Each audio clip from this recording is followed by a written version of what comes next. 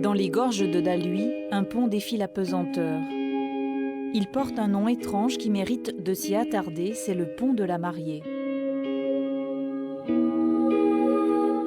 Nous sommes le 30 juillet 1927, un couple de Parisiens fortunés est en voyage de noces à Guillaume.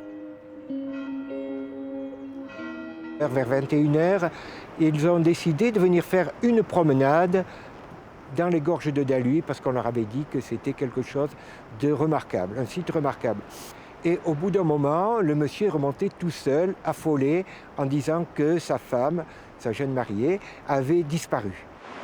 Les habitants et les gendarmes cherchent Marie-Louise Pion jusqu'au lendemain. On a retrouvé dans le Var le corps de la jeune femme.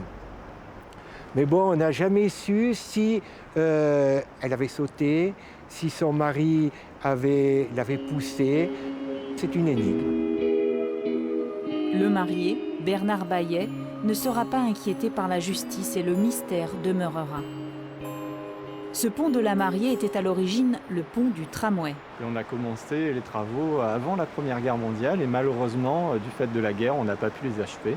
Donc on a pu inaugurer la ligne qu'en 1923. Et cette construction architecturale quand même est vraiment emblématique du début du XXe siècle.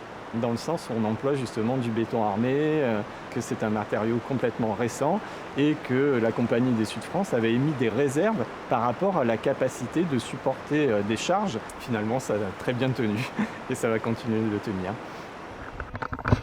Le tram n'a roulé que jusqu'en 1929. Depuis, le pont a trouvé un autre usage. En été, certains s'élancent dans le vide, au-dessus du Var. La chute de 80 mètres, celle qui tua la mariée, apporte du bonheur. L'histoire peut être vertigineuse.